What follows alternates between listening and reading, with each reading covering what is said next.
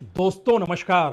पहलगाम ना होता तो शायद हम ये कह पाने की स्थिति में होते ही नहीं कि भारत के भीतर कितने हजार पाकिस्तानी नागरिक रह रहे हैं। वो नागरिक वीजा लेकर आए हैं, वो नागरिक इलाज कराने के लिए आए हैं, वो नागरिक घुसपैठ के तहत आए हैं, वो नागरिक अरसे पहले आए लेकिन यहां की नागरिकता नहीं ली, पाकिस्तान की नागरिकता है लेकिन बरसों बरस से वह भारत में रह रहे हैं। राज्य दर राज्य जो कच्चा चिट्ठा सामने आ रहा है वो बता रहा है कि हजारों की तादाद में पाकिस्तानी नागरिक भारत में मौजूद हैं। यहां तक कि भारत की राजधानी दिल्ली में 5,000 पाकिस्तानी नागरिकों की सूची पुलिस के पास है। उसके दो हिस्से बांटे गए हैं, एक में 3,000, एक में 2,000।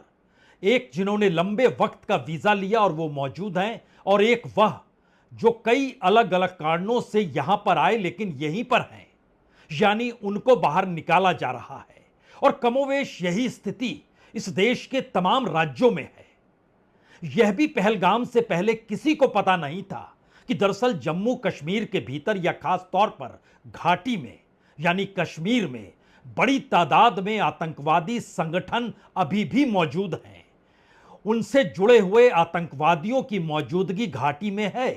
वो लश्कर तोयबा का हो या कश्मीरी रेसिस्टेंस का हो, वो हिजबुल मुजाहिदीन का हो या जैश ए मोहम्मद का हो, हर किसी की मौजूदगी घाटी में है जो इससे पहले कोई जानकारी नहीं थी।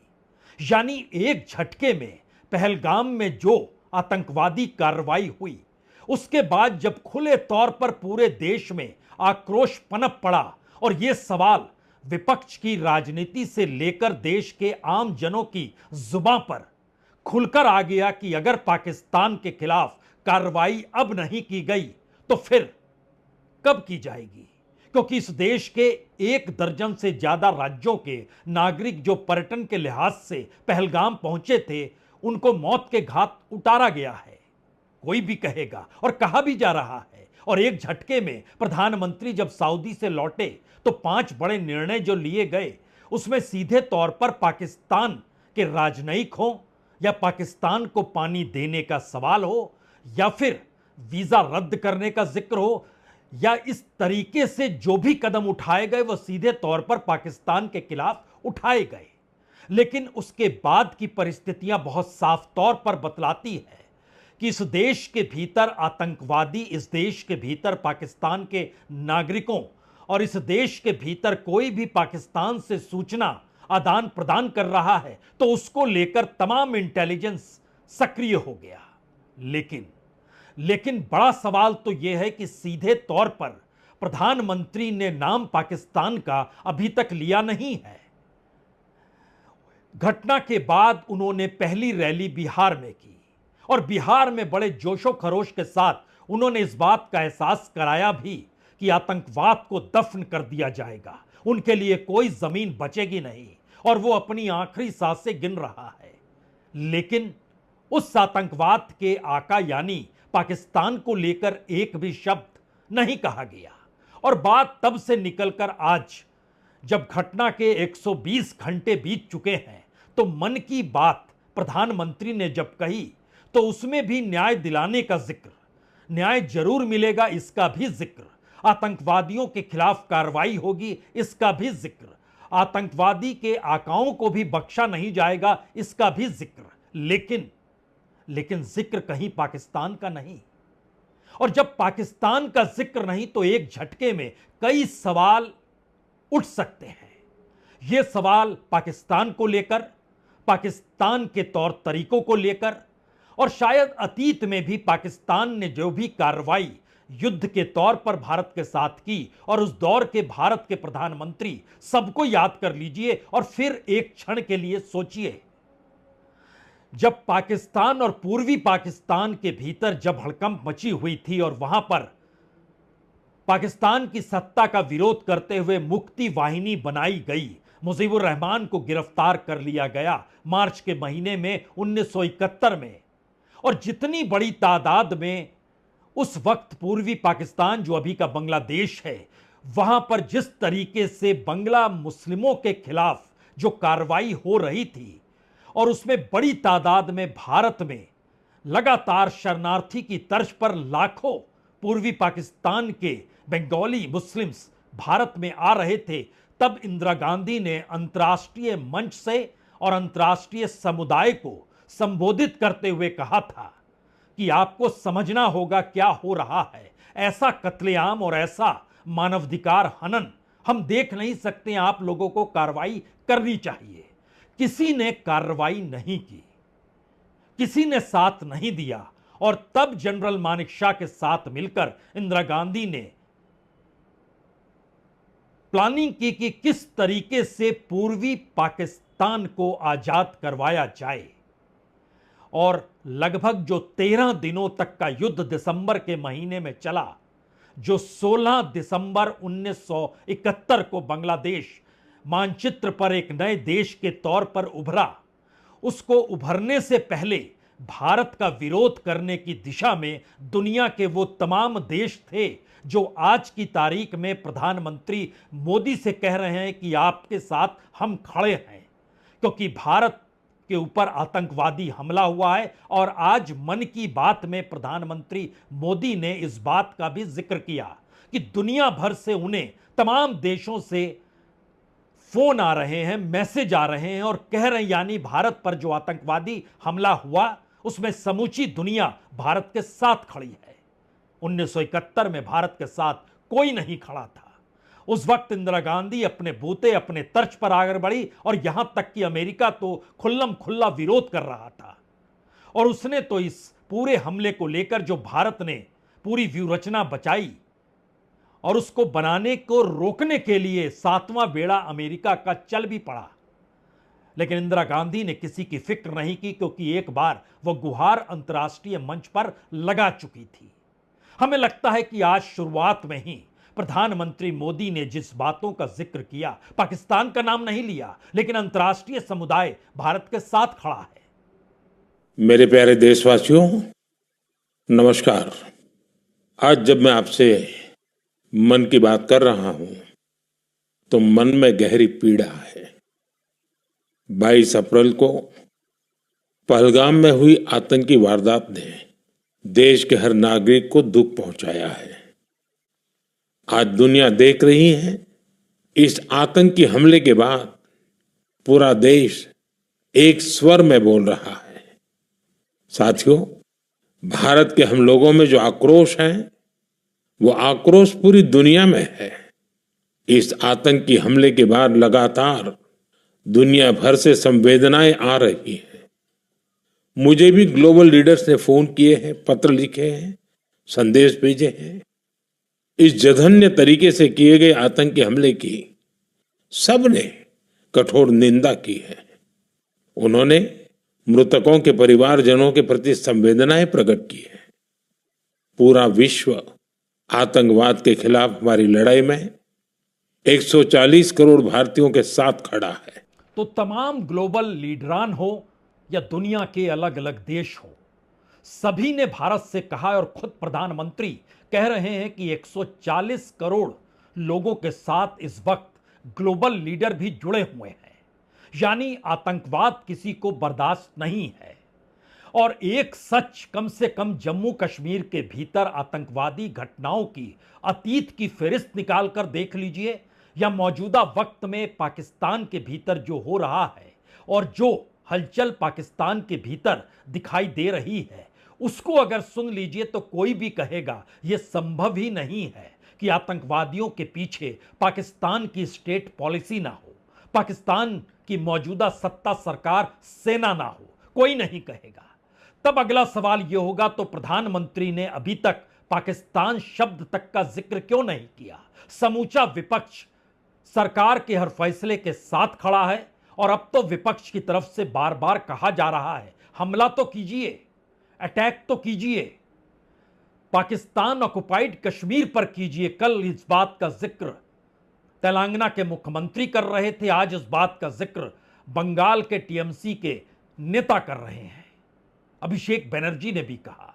यानी एक ध्यान दीजिए, तमाम विपक्ष सरकार से इस दौर में क्यों चाह रहा है कि वो कार्रवाई तो करे, और इस दौर में क्या प्रधानमंत्री पाकिस्तान शब्द बोलने से बच रहे हैं। क्यों बच रहे हैं? तो क्या इससे हटकर कोई अल्टरनेटिव सोच भी है? किस रूप में पाकिस्तान को खत्म करना है? क्योंकि पाकिस्तान की अपनी आर्थिक माली हालत इतनी बुरी है कि दुनिया के तमाम देशों से वो कर्ज में डूबा हुआ है। वर्ल्ड बैंक और आईएमएफ ने भी उसको बहुत पैसा दिया है। यह अलग मसला है कि दुनिया के तमाम देशों से वर्ल्ड बैंक और आईएमएफ का कर्ज है, लेकिन इन सब के बावजूद भी पाकिस्तान की आर्थिक स्थिति और सेना को ऊपर खर्च किए जाने वाला बजट भारत के सामने कहीं टिकता नहीं है। लेकिन अगला सवाल यह भी है कि भारत की तरफ से जिन बातों का जिक्र किया गया उसकी अगर एनालिसिस आप करने बैठेंगे तो पहला सवाल यह भी होगा, जिस सिंधु जल समझौते को निलंबित किया गया उसमें इस बात का भी जिक्र किया गया जब तक पाकिस्तान अपना रिकॉर्ड सही नहीं कर लेता है तब तक निलंबित हो रहा है। लेकिन इस निलंबित की जगह पर क्या कल जो पाकिस्तान से खबरें आने लगी कि वहां पर पानी छोड़ा गया है भारत के जरिए और वहां के कुछ इलाके डूबने की स्थिति में है, भारत ने इनकार नहीं किया, भारत ने इस पर कोई प्रतिक्रिया नहीं दी। लेकिन इनकार करना और प्रतिक्रिया देना महत्वपूर्ण नहीं है। नदियां वही, पानी वही, उसकी धारा भारत से बहकर जा रही है। तो रणनीतिक तौर पर, कूटनीतिक तौर पर क्या यह कहा जाए कि भारत की तरफ से जो कहा गया कि हम एक्शन नहीं लेंगे लेकिन इससे पहले यह देखेंगे कि सामने की तरफ से क्या किया जा रहा है, यानी इंतजार पाकिस्तान का हो रहा है। यह भी एक सच है कि हर कोई इस दौर में जानता है कि जंग को शुरू करना आसान है, लेकिन जंग को खत्म करना किसी के हाथ में होता नहीं है। और शायद देश के भीतर जो एकजुटता है, जो आक्रोश है, उस आक्रोश के पीछे कहीं ना कहीं वह आतंकवादी हिंसा है और आतंकवादी हिंसा का सांप्रदायिकरण भी है जिसके खिलाफ लोग आक्रोश में हैं।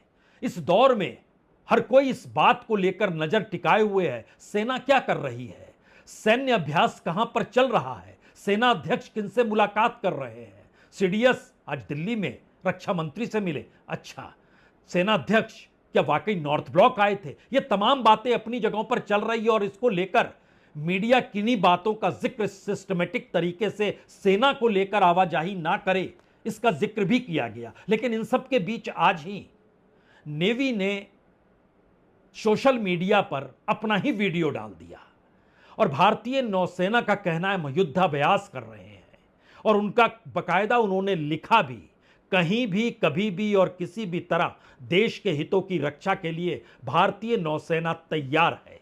और उसके बाद जिस वीडियो को जारी किया गया, एक क्षण के लिए 1971 और इंदिरा गांधी आपके जहन में आएंगी ही, जिन्होंने एक बात भी जिक्र नहीं किया कि भारत में कौन सी तैयारी हो रही है। जो मार्च में हमला होना था वो दिसंबर के महीने में हुआ। जनरल मानेकशॉ ने पूरी की पूरी एक बिसात बिछाई और बतौर प्राइम मिनिस्टर इंदिरा गांधी ने उस दौर में साथ दिया। जो विजय दिवस आज की तारीख में 16 दिसंबर को मनाया जाता है, वह दिन वही दिन है जब बांग्लादेश का निर्माण हुआ या भारत के सामने 90-95 हजार पाकिस्तान की सेना ने आत्मसमर्पण कर दिया था।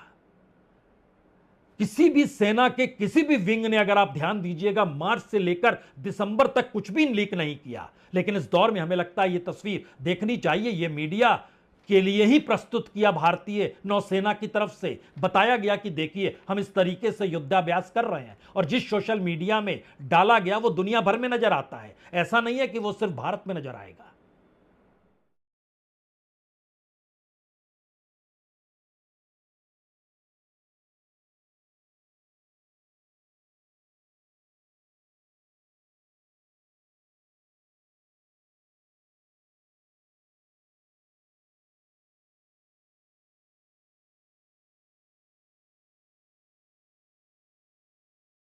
ताकत का एहसास कराती भारतीय नौसेना की ये तस्वीरें खुद भारतीय नौसेना ने जारी की है। और अगला सवाल यह भी है कि इस दौर में, यानी बीते 120 घंटों में, यानी 5 दिन बीत चुके हैं और आज प्रधानमंत्री जब मन की बात में उस आक्रोश को लेकर चल रहे थे, जिस आक्रोश का खुला इजहार उन्होंने बिहार की रैली में किया, आज उसको मन की बात के जरिए जब वो रख रहे थे और न्याय का जिक्र कर रहे थे, तो न्याय कैसे मिलेगा, ये सवाल शायद भारत के भीतर बड़ा है। और हर के जहन में यह बात तो है ही कि कश्मीर के भीतर आतंकवादियों की मौजूदगी, चाहे वह लोकल स्तर पर हो चाहे घुसपैठ के तौर पर हो, तमाम जगहों पर पाकिस्तान की जमीन पर आतंकवादी संगठनों की रिहाइश है। तो उससे हटकर आप कैसे कार्रवाई करेंगे, यह एक सवाल है।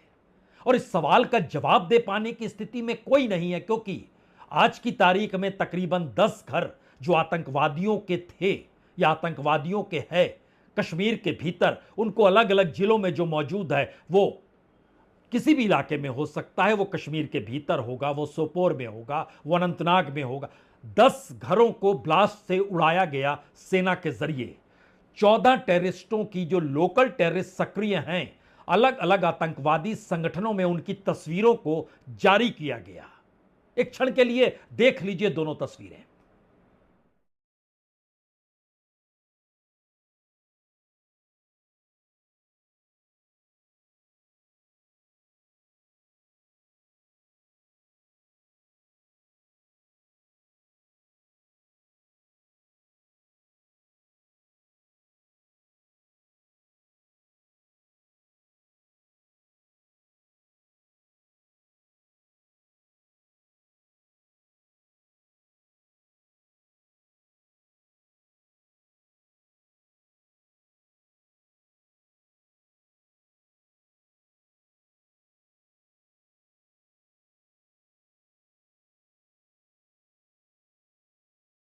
जाहिर है इन तस्वीरों को देखकर एक मैसेज तो साफ है। पहलगाम में हुए आतंकवादी हमले के बाद जो जानकारियां जम्मू कश्मीर के बारे में और देश के अलग अलग हिस्सों से निकल कर आ रही है अलग अलग कार्रवाइयों के बाद, वो मैसेज है कि पाकिस्तान की मौजूदगी भारत के भीतर आतंकवाद के तौर पर और एक सामान्य परिस्थिति में अपने नागरिकों के जरिए कैसी है। क्योंकि आज जब आखिरी दिन था जो पाकिस्तानी नागरिक भारत में थे, तो बॉर्डर पे उनकी लाइन लगी हुई थी, बड़ी तादाद में वो जा रहे थे। 272 का आंकड़ा सुबह ही आ चुका था जब पाकिस्तानी नागरिक यहां से रवाना हो चुके थे। भारत के भी जो नागरिक वहां रह रहे थे, जिसमें 13 डिप्लोमेटिक ऑफिसर्स हैं, उसमें 629 भारतीय नागरिक जो पाकिस्तान में मौजूद थे वह भी लौट रहे थे। यानी इस घटना के बाद दो बड़े सवाल जो खड़े हुए, उसमें अभी तक पहलगाम से पहले किसी को जानकारी नहीं थी कि जम्मू कश्मीर के भीतर आतंकवाद मौजूद है। क्योंकि 2019 में आर्टिकल 370 को खत्म करने के बाद, राज्य का स्टेटस खत्म करने के बाद सीधे तौर पर दिल्ली ही कश्मीर को चला रही है। वहां पर उपराज्यपाल की मौजूदगी के जरिए ही पूरे कश्मीर को चलाया जा रहा है। और जो घटना हुई उस दौर में भी चुनाव है, लेकिन मुख्यमंत्री के पास कोई ताकत नहीं है, क्योंकि स्टेट का स्टेटस है ही नहीं वहां पर। यानी जो भी चीजें हो सकती है, जितनी बड़ी ताकत के साथ, और ताकत केंद्र के पास इस देश की सेना को लेकर, अर्धसैनिक बलों को लेकर, इस देश के इंटेलिजेंस को लेकर, बॉर्डर से लेकर गांव तक कमोवेश हर जगह पर सेंटर की मौजूदगी है। और अगर वह स्थिति इस दौर में फेल हो गई, और दूसरी तरफ भारतीय नौसेना जो बतला रही है, दिखला रही है, और इन सब के बीच यह भी निर्णय आज लिया गया कि ब्रिक्स की बैठक जो 30 अप्रैल को ब्राजील में होनी है, जिसमें विदेश मंत्री और एनएसए नेशनल सिक्योरिटी एडवाइजर की मौजूदगी होनी चाहिए, भारत ने निर्णय दिया कि अभी स्थिति ठीक नहीं है। यानी एक मैसेज है दुनिया के सामने कि देखिए, हम भूले नहीं हैं, हम अंतर्राष्ट्रीय तौर पर परिस्थितियों को समझ रहे हैं। लेकिन अगला सवाल यह भी है कि आपने अभी तक पाकिस्तान का जिक्र नहीं किया है। पॉलिसीगत तरीके से चीजें चल रही है, देश के भीतर आक्रोश, झंडे, नारे, दुनिया के अलग अलग जगहों पर भारतीयों की मौजूदगी नारों की शक्ल में जो भी उभर रही है वो पाकिस्तान का जिक्र है। लेकिन प्रधानमंत्री ने आज भी जब जिक्र इस बात का किया कि न्याय तो मिलेगा, न्याय हर हाल में मिलेगा और बख्शा नहीं जाएगा, तो किससे न्याय मिलना है, ये चीजें गायब क्यों है अभी तक? और खुले तौर पर इसका इजहार क्या वाकई किसी बड़ी रणनीति के तहत नहीं है? क्योंकि जो इससे पहले स्ट्राइक भी किया गया था वह भी पीओके में घुसकर किया गया था।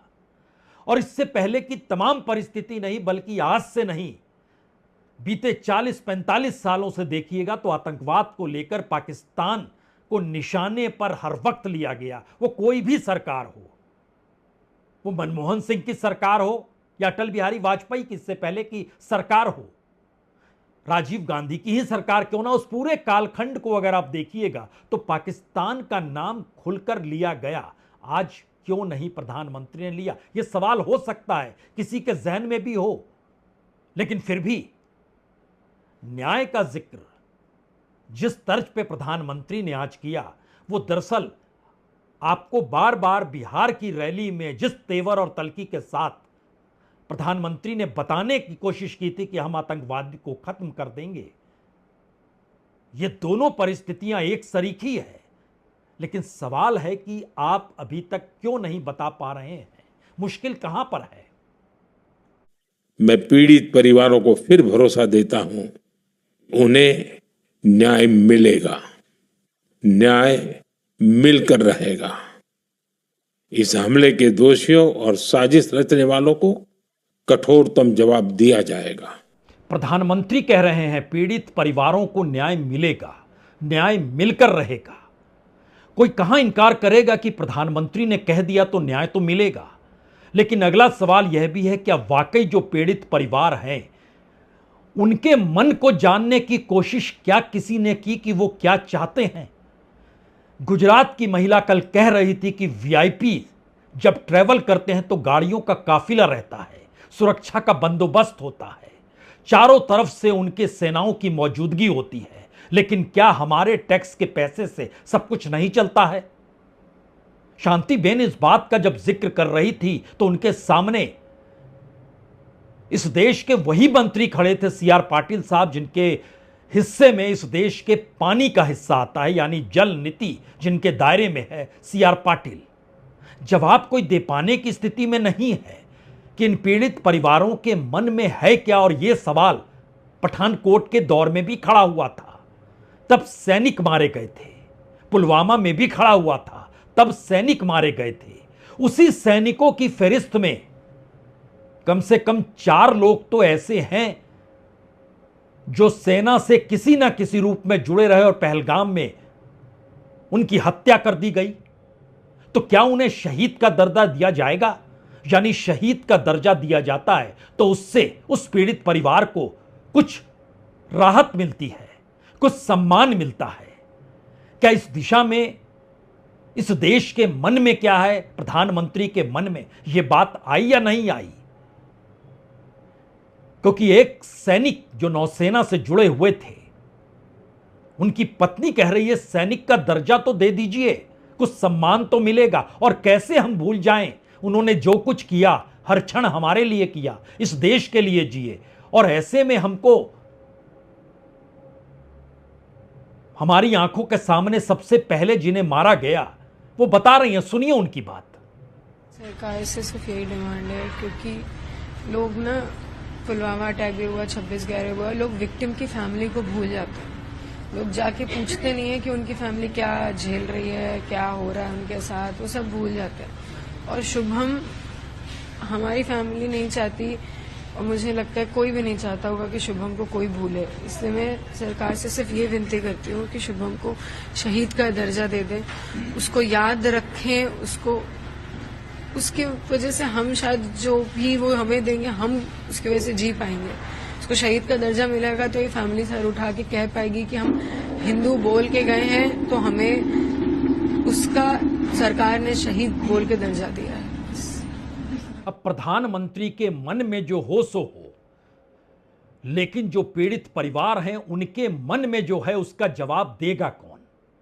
और एक वक्त के बाद क्या हर कोई भूल जाएगा? प्रधानमंत्री मोदी पाकिस्तान का नाम नहीं ले रहे हैं। जल रोका जा सकता है, इसको लेकर तमाम वैज्ञानिक कह रहे हैं असंभव सी प्रक्रिया है ये। इस देश के भीतर में जो राजनयिकों की आवाजाही होती है वो इससे पहले 6 बार रुक चुकी है। जो वीजा रद्द करने की परिस्थितियां हैं उस पर भी 2 बार ब्रेक लग चुकी है। और हर कोई चीजों को भूल जाता है। इस देश के जो पीड़ित परिवारों हैं उनके मन में तो यह सवाल होगा कि ये पहलगाम की घटना और कितने दिनों तक लोगों के जहन में रहेगी। एक झटके में हर कोई भूल जाएगा। हम ये सवाल इसलिए कर रहे हैं क्योंकि आज की तारीख में भी पहलगाम में टूरिस्टों की आवाजाही है और बड़े खुशमिजाजी के साथ वो अपनी तस्वीरों को डाल रहे हैं, बड़ी खुशमिजाजी के साथ बता रहे हैं सब कुछ तो बेहतरीन है, शानदार है। यहां तक कि गुजरात से आए हुए एक पर्यटक हो या फिर अंतर्राष्ट्रीय तौर पर क्रोएशिया से आए हुए एक महिला हो, सब कुछ उन्हें हसीन लग रहा है। और इस परिस्थिति में सिल्वर स्क्रीन से जुड़े अतुल कुलकर्णी वह भी अपनी तस्वीर पोस्ट करके बता रहे हैं, देखिए हम यहां पर हैं। ये मैसेज है, ये देश भूल जाता है सब कुछ, बहुत तेजी के साथ भूल जाता है। और पीड़ितों का परिवार के भीतर यह सवाल इसीलिए गूंज रहा है क्योंकि पहलगाम के भीतर की गहमा गहमी एक बार फिर बता रही है, ऐसा कुछ बता रही है कि भूल जाइए सब कुछ।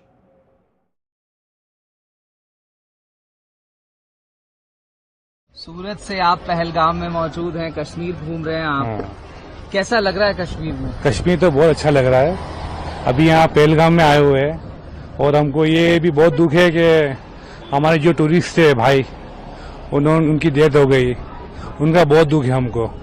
पर फिर भी यहाँ पे मार्केट वगैरह सब चालू है पहलगाम में, ऐसी कोई घबराने वाली बात नहीं है। यहाँ की इंडियन आर्मी है, यहाँ की सरकार है, वो हमारे साथ है। यहाँ की जो टूरिस्ट है, जो लोकल लोग है, वो भी हमारे साथ में है। वैसे तो कोई डर की बात तो नहीं है। मेरे को जो यहाँ पे आया हूँ जब से कोई डर की बात नहीं लग रही है। We are coming from Croatia and we are now 3 or 4 days here and we feeling very safe and your country is very beautiful and we haven't any problem in this staying here. It's Kashmir is beautiful, beautiful and safe for us.